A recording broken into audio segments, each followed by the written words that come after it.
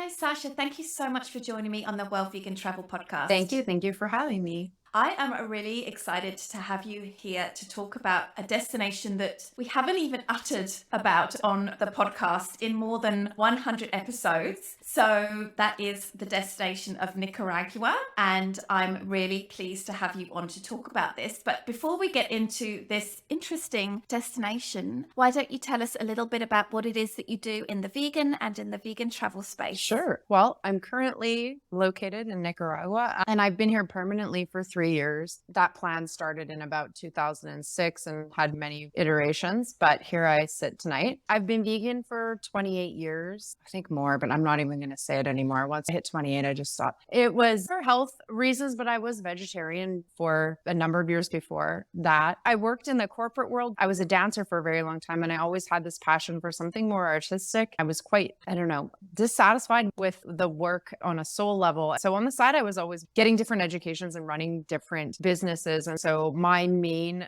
level of interest was always health and wellness because I was a sick person and that changed my life. What I noticed that eventually it just added up to more and more to where I wanted to share this with people and not just by teaching cooking classes or running talks on various different types of healing practices and having all those certifications to do it. I was like, no, I want to run an immersive experience that can bundle all of my talents and the things I'm passionate about. So years ago, I sort of started before the side gig terminology existed. I was side gigging. And then one day I just said goodbye to the corporate world in Vancouver. I spent most of my life in Vancouver, East Vancouver. I still offer all of those things now as a therapist, a nutritionist, a personal trainer. I've been a vegan bodybuilder for years. I work with people on those levels, but now I'm trying to bring it all home to one place.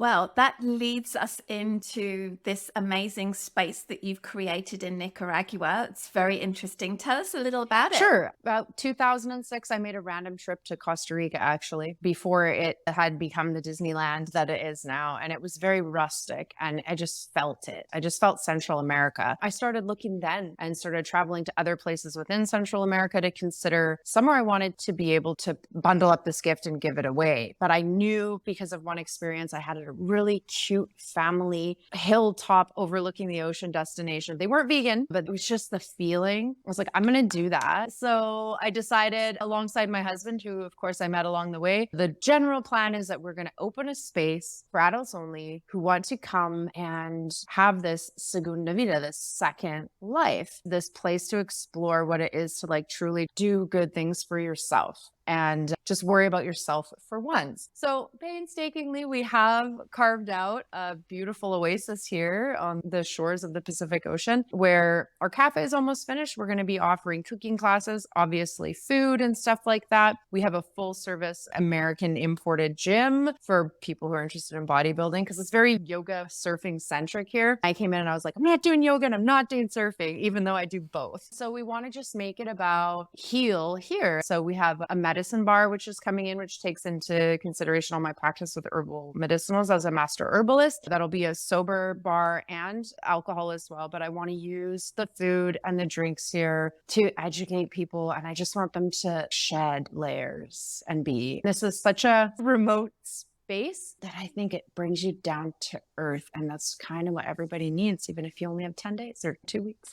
Tell us again the name of it. Segunda Vida. Directly translated, it's second life. And that was kind of for me too, right? Here's my second chance. So it sounds to me like you offer some programs in the manner of a retreat or something like that. Do you just have groups or can people just join in? Can people come and stay with you just for accommodations? How does that work? We're very open and it's based on demand because it is a tourism-based business. So we have seasonality that occurs here. Also interest. It's very interesting. A lot of people want to do yoga and get in touch with that whole thing, but not a lot of people are super grooving on the vegan thing still. And I don't know why. There are places that offer detox and stuff like that. And that's not what I'm about. I still want variety. So we're open to the public-ish, but because we are adults only, that definitely separates the crowd. And then because we have a few rules that we live by, which are we can't have animal products on the property. We can't have single-use plastics on the property. There's just some lifestyle things that we prefer. We are fully off-grid. We have to be conscious of how we use water and how we use electricity. Not to say that we don't have an abundance of it, but it's just bringing attention to it. We have outside bookings. In terms of groups, I haven't considered it as yet because we're on the third phase of construction and I don't want to advertise to more people than I can hold. But definitely, I would love to be able to host intimate groups of people who want to come together. I don't want to say girls trip because it sounds corny, but like a friends trip or something where people want to go do this. But as it falls, yeah, people can come and rent. It's just a bit more sticky for them if they're outside of the lifestyle that we're tooting our horns about. So I love it. Well, I'm convinced. I can't wait to come visit, but maybe there are some people who aren't quite convinced yet, even if they're convinced about the accommodations, but maybe they're not yet convinced about Nicaragua. So why don't we just set the scene a little bit? Why don't you talk a little bit about like the geography, the location, what countries it neighbors, especially as someone who's not North American? I don't know so much about this part of the world as well as I would Europe, for example. So why don't you tell us a little bit about the location and the climate? it's really what captured my heart about Nicaragua, geographically speaking, was the first time I flew in, I came from Canada. We're sandwiched between Honduras to the north and Costa Rica to the south. So you're flying down and you cross over like Belize, Guatemala, and Honduras, and then eventually Nicaragua. What you'll notice if you traveled further by plane over Costa Rica and then Panama, we're in this ring of fire, it's called. We are littered with volcanoes, active volcanoes. Actually, from our property on the west side, we see the Pacific Ocean, and on the east side, we see two active volcanoes coming out of one of the largest lakes in the world. That captured me immediately. I was wow, I'm looking out here and I got chills. Like, this is incredible. I've not seen something so like fertile looking. The regions are very different in terms of the people and the topography. In northern Nicaragua, right where the Honduran border is, which I've been directly like at the border, there's mountainous regions that get cooler. That's where we grow our coffee. That is so delicious from here. We've got cool cliff jumping and river swimming kind of adventures and stuff up that way. We come a little bit further south and we've got Leon, which is really well developed, large cities that we have here. That's also got beach close, but it's very hot. So climate wise, you can go to about Celsius 15 degrees down at night, say in January. Whereas here down south, we're only 45 minutes from the Costa Rican border. We'll have 25 degrees pretty much all day, all night. It's just kind of how Maui maintains that same temperature. Leon, this other large colonial city, that'll get up stinky hot to like 34. We have some winds here. And that's one thing that this area features, which love it or hate it. We're just coming to the end of windy season, which is like rip your skin off kind of wind. And it's the Papagayo wind, it's called, and it just comes in for a certain time of year. So it fools you into believing that you're cooled off. You're not, you still get sunburned, but it's also a really great time for surfers. And we have so many surf breaks here that calls in a lot of people during that time. Where we live, or most of Nicaragua, is a dry desert or a dry jungle, which means during the rainy season, it's very green and lush. And we have tons of flora and fauna, lots of crazy stuff you see around here. But right now, the wind ripped all the leaves off. We're very dry and desert-like until about the end of May. I would say April, for people who hate heat, do not come here. There's no wind and there's no shade, but hey, we have a really big pool. So the climate is great, I think, and there's enough of a variety in the things that happen seasonally that you kind of get to see. I make a note for everybody who comes. These are all the things you see in the various months, whether it's like lightning bug explosions or certain colors of flowers. There's a lot to see, but definitely we have hurricanes and things like that. There can be some pretty strong weather. It does sound very interesting weather. And I have to say, I love this idea of 25 degrees Celsius all day, every day of the year. It just sounds pretty lovely to me. So you mentioned that it's bordered with Costa Rica. And of course, people seem to go to Costa Rica more than they go to Nicaragua, forgetting about the tourist numbers. What would you say are like the main differences between the two countries? Well, I have legal residency here, so I can't say certain things. Just politically, guests to the country aren't allowed to really have an opinion. But what I can tell you is that's part of the reason why some people have fears about coming here because of the government. They've heard a lot of really bad stuff. What I can tell you about that is The government, in terms of extranjeros or gringos or whatever you want to call them, there's a protection for tourists here because they appreciate having tourism here. We are living in about 1982 here. Things are very much in cash. There's not a lot of computer anything. Education's very low. So the niceties that you have in other countries in terms of hard travel or not don't necessarily exist here. For Costa Rica, it's been heavily Americanized. And I think from 2006 or 7, the last time I was there, when I saw the first all-inclusive hotels go up, I knew this is going to become like another Mine Riviera. It has that feeling. Most of the population there speaks English.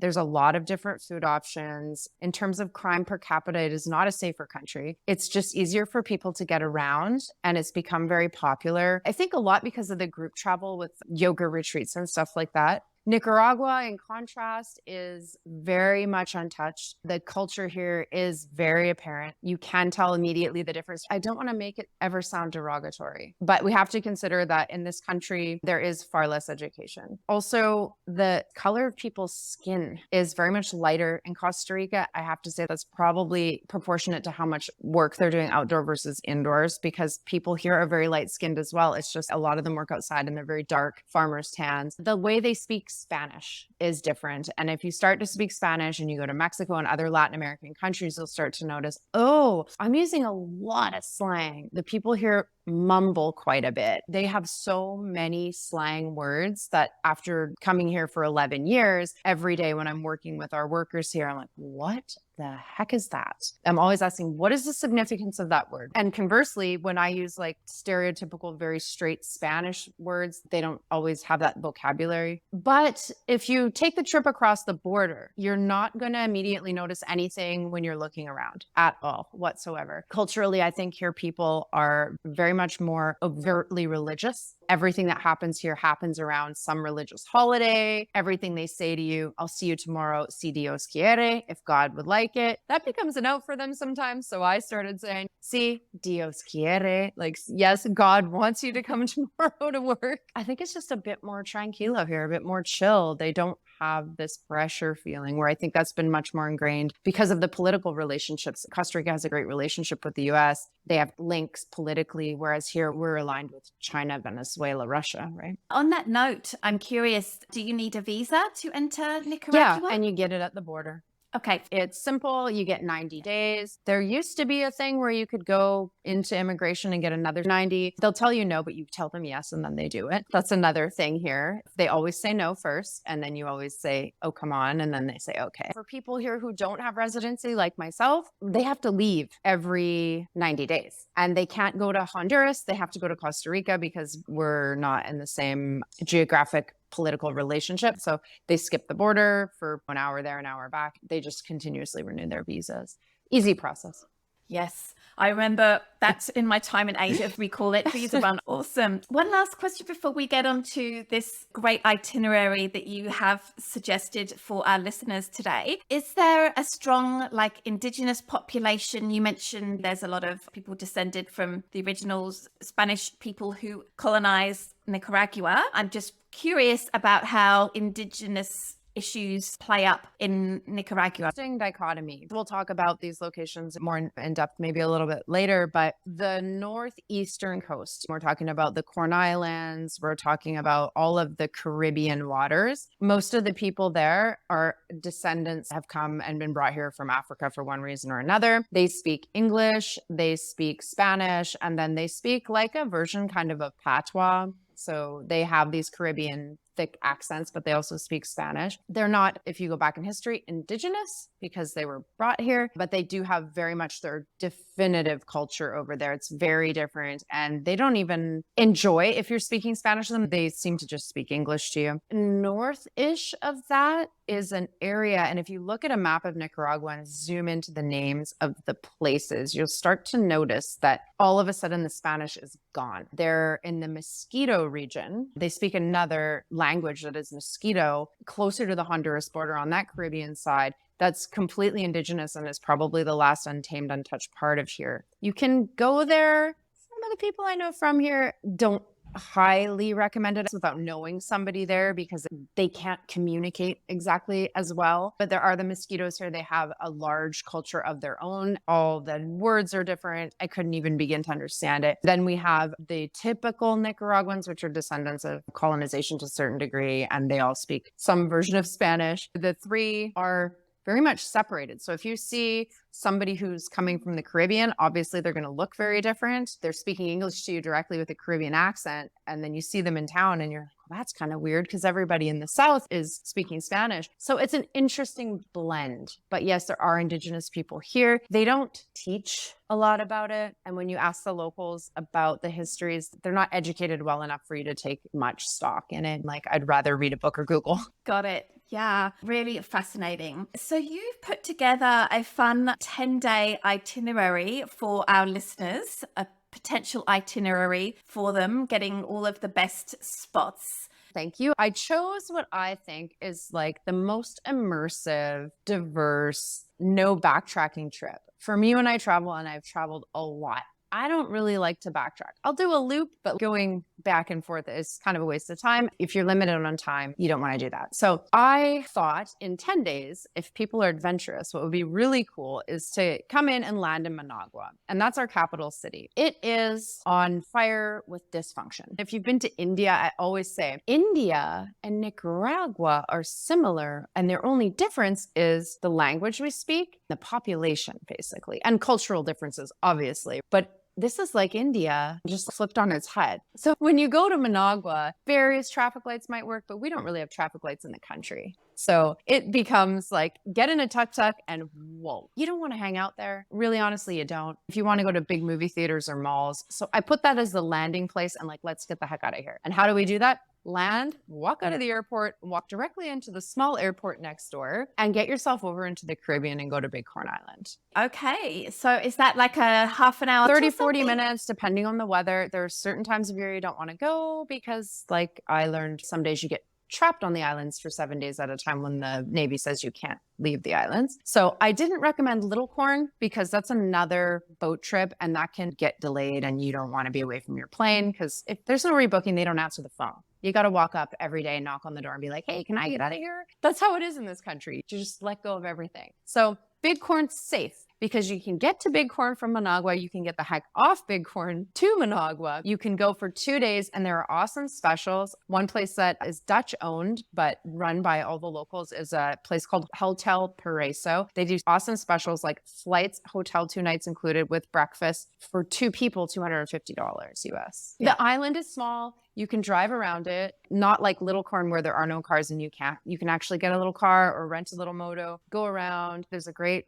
vegan vegetarian restaurant on the north end of the island. See that. Head down to Picnic Beach Bar. There's a floating bar off the water there. See that. There's not a heck of a lot to do. Get a suntan, chill out, check out all of the Caribbean flavor that the island has, and then take your 2 sleeps, get back on the plane, get to Granada by car or bus or taxi or private shuttle, whatever you want. Bus is always a challenge. If you have more days, I say take the bus. They call them chicken buses here. If you've been around the world, you're not going to be shocked. But if it's your first developing country trip, you're going to be a bit shocked. And people are standing and it's quadruple occupancy and you're going to freak out of all your first world, like, it's not safe. No, it's not safe, but it's the only way. So yeah, get to Granada. Why I love Granada. It's close to a lot of things. It's a beautiful colonial city. It's got a little bit of nice stuff if you want to do nice stuff, but it's also got down to earth things, walkable, safe. It's got everything you need, a variety of food. If you are vegan, you're not going to go hungry. So I think 2 days in Granada because close by is the Masaya volcano. And this is a volcano you can go to at night and actually see the lava flowing. I took some people recently before you could get ridiculously unsafely close to it. There was a 6-inch wall, no signs, just like look over it. Nobody's watching. I was telling people we can get so close. It's so cool. And then the next time they built a wall. It's still there, but it's a really cool experience. Not one you want to take a paid tour to because it's kind of a ripoff. But if you can take a taxi, go in, see it, leave, it's perfect to end a night.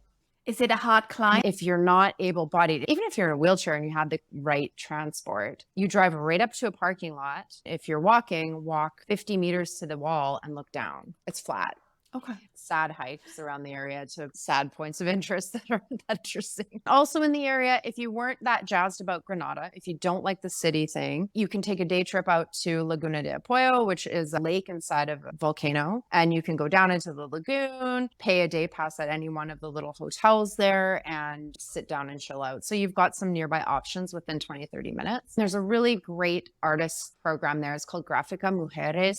It's the girls that are producing the art there with these vinyl tiles. I bought a bunch of it. They aren't artists. They're raising money by selling this art to go to school to be engineers and doctors and lawyers. It's a great place to stop and support. Excellent. Well, before we go south a little bit more, I just want to remind listeners that very kindly put a lot of links in the show notes for this. So definitely go and check out the show notes. Go to the blog post for this episode. And as you're listening to Sasha talking about these places, you could be clicking on those places and getting a little bit of some photos and other stuff to support what Sasha's saying. So make sure you go and do that. Okay. Ometepe. So I can see that from my backyard. And that's a volcanic island that has two volcanoes. Concepcion is this gigantic conical volcano that still erupts. And then Madeiras, which is next to it, which is shorter, which blew up a while back. You come about 1 hour and a half, depending on what kind of driver you have. And you come to a ferry on the lake. It's a very interesting experience navigating the ferry. If you're walking on, you just walk on. If you want to get on the ferry, you need to be able to text someone by WhatsApp to see if there's room. So there's no posted like, here's our ferry schedule. Everything here is privately owned. We don't have a government bus. We don't have government ferries. We have nothing. It's dude has a boat and a WhatsApp number, and you text him and you get on. There's great resources on Facebook for travel here. So if people are considering it, they can go on and say, search the group and go, how the heck do I get on the ferry? You're going to get on the ferry. It's bumpy. It's always bumpy. There's wind. You get across, and it's one of the cleanest places here. And that's the first thing you're going to notice. There's no trash everywhere. Everywhere else is like burning garbage, the typical developing country kind of views around, but this is clean. They've somehow changed minds there, and it stayed very rustic. So the gringos, extranjeros that are going there, the businesses they're building are very rustic. The mentality there is very rustic, lots of vegans. And I mentioned El Pital chocolate paradise. It keeps growing, but it's down in the jungle. They do like trapeze and circus stuff there, but it's totally vegan. They have a chocolate farm. You got to check it out. When we went, it was very rustic, and now it's growing. They're marketing, and they're right on the lake. So you can go swim in the lake. The lake is one of the only freshwater lakes that contains bull sharks, typically saltwater sharks. What? Yeah. Are you They haven't been serious? attacked for decades, but they somehow swam up and found their way through an inlet, and now they're like brackish water sharks in there. Another cool thing about when you get there is when they go to dock the ferry, you're going to see people washing their laundry next to cows coming to drink. And in order for them to dock the ferry and tie it up, one guy ties a big nautical rope around his waist and just dives off the back of the boat and ties you to a post. It's kind of weird, but you don't need a ton of time there because I think it's such a pristine place. What I really think people should see is go to the Ojo de Agua. It's like a cenote in Mexico, but it's not hot water or anything like that. It's just this beautiful location. And then hike the volcano if you can with a guide. People have gotten lost depending on the time of year. It's a bird's eye view of just the most incredible island. You can drive around the whole thing, but everything shuts down pretty early. So it's a tranquilo again. And that's why in 10 days, even though it feels like you're making a lot of stops, there's a lot of hurry up. You got to wait. It really does sound really nice. This is really taking me back to when I first started traveling in the late 90s and early 2000s. It sounds exactly like Laos, Vietnam was back then, and Thailand, Myanmar. Wow, so amazing. We've had an amazing time at Ometepe. Where should we go next on our tour? We're going to take the ferry back. And we're going to go through the town of Rivas, which you're just going to pass. But if you need supplies, there are grocery stores here now called La Colonia, the colony, that are sort of westernized grocery stores. So it's a great place to pick up supplies, especially if you're not quite sure about how to shop in the smaller stores, about where stuff is. So it's a great pit stop. They have some vegan options. Things here, though, they come in batches. So they'll have hummus for 3 months and they won't for 6. It's just the way it is. Buy a can of chickpeas, make your own, then head to the town of San Juan del Sur, which is where I'm located. Why? Because we're making our way to the Costa Rica border and to eventually leave. I think leaving by the Costa Rica border is a very interesting experience that I think everyone should choose to do. That's why I chose that direction as well. When you get to San Juan, there's some cool stuff that happened here because it was colonized and settled. There was a fellow by the name of William Walker who was American who became president of the country for a while by force. And then they murdered him, which, rightly so. He was not a good guy. Google him. But we have a hike to one of his forts that he has here in town. It's kind of hidden. You can go up to a lighthouse. It's behind all the fishmongers. I think it's a great place to go up. Then Google later and find out more about, because it's really interesting. San Juan itself, we did have cruise ships coming through here for a while. And then because of COVID, everything shut down. So it did become quite bustling for a few years in terms of the trinket shops and stuff in town. The restaurants grew. So there's a boardwalk of sorts, like watch where you're stepping. Of course, it's not spit polished. There are a couple of larger American restaurants there if people have kind of gotten an itch that everything's very small and they just want something familiar. You can watch sports events, do all sorts of things, but it's also a great hub for tours. You can go see the turtle reserves and watch turtles hatch early in the morning. I think that's really interesting. They will take you to all different beaches surfing. It's a great hub for shuttles. You can wheel and deal on all the different shuttle prices. I want to go to this beach for whatever reason and check out all the prices. During certain times of the year, like Semana Santa, which is coming in April, which is crazy Easter religious partying. It's just the place to be to see culture, like the culture as it is now and how they undertake all of their different celebrations, because it goes off. At the end of the year, they burn giant effigies hanging from buildings to bring in the new year. There's just some really cool stuff that they do. So it's nice to get into a bigger town, quote unquote, that isn't overwhelming. We've got some people here doing some great things, and one person that does amazing stuff. He's American. His name is Tim Rustmeisel. He runs the Vital Actions group. They're buying up as much land as they can here to save it and create a preserve. So he does tours. He also has 3 different nesting sites where he's saving turtles. We have a turtle egg trade here. People eat them. They show up in bars and sell them as snacks and stuff. We have endangered species too. So it's really great to come here, and people who've been here for a while teach you about stuff that goes on here in terms of the wildlife and preservation actions that we can take. Then, of course, you've got 7, 8 beautiful beaches. If you just want to bum around for a few days at the end of your trip, get a tan, swim, learn how to surf. There's no end to the beaches, live music, all different kinds of stuff. So it's a great way to end after all the tranquility, I think. I think so. This is an amazing itinerary. I am so excited. A question that I had regarding vegan stuff is Nicaraguan cuisine naturally vegan friendly, or are there some Nicaraguan vegans or maybe some foreigner vegans who are creating vegan versions? What is Nicaraguan cuisine like? They have some staples.